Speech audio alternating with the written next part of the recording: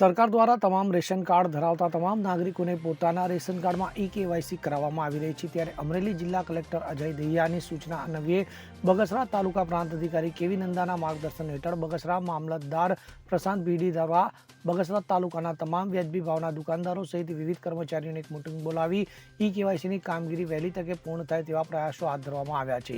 ત્યારે સરકાર દ્વારા તમામ રેશન કાર્ડ ધારકોને ઈ-કેવાયસી કરાવવામાં આવી રહ્યું છે। તો રેશન કાર્ડ ધરાવતા લોકોએ આધાર કાર્ડ અને મોબાઈલ સાથે રાખી કેવાયસી કરવામાં આવે છે। તો બગસરા તાલુકામાં ગ્રામ પંચાયત કચેરી વ્યાજબી ભાવના દુકાને તેમજ નગરપાલિકા સહિત વિવિધ વિસ્તારમાં ઈ-કેવાયસીની કામગીરી શરૂ હોવાને લઈ વહેલી તકે પોતાનું રેશન કાર્ડમાં તમામ સભ્યોના કેવાયસી કરવા મામલતદાર પ્રશાંત ભીંડે દ્વારા અનુરોધ કરવામાં આવ્યો છે।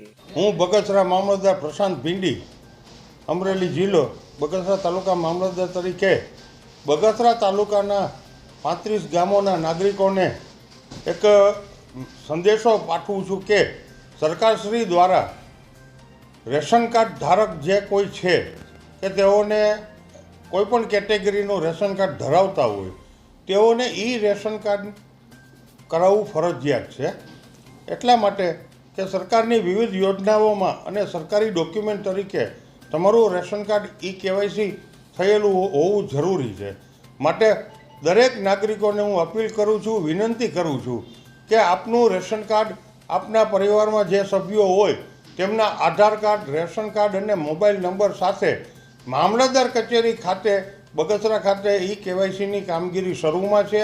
આ ઉપરાંત ગ્રામ્ય વિસ્તારમાં બગસરા તાલુકાના અલગ અલગ ગામોએ ગ્રામ પંચાયત કચેરી ખાતે વીસી દ્વારા પણ આ કામગીરી શરૂમાં છે, જેથી દરેક નાગરિકે પોતાના રેશન કાર્ડ ઈ-કેવાયસી કરાવવા વિનંતી કરું છું।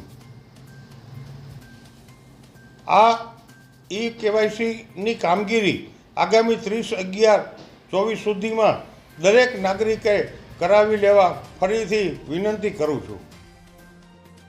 અશોક મણવર સાથે CN24 ન્યૂઝ અમરેલી। હવે જુઓ દેશ દુનિયાની તમામ ખબરો તમારી આંગળીના ટેરવે। ઉઠાવો મોબાઈલ અને Google Play Store પરથી ડાઉનલોડ કરો અમારી CN24 ન્યૂઝ મોબાઈલ એપ।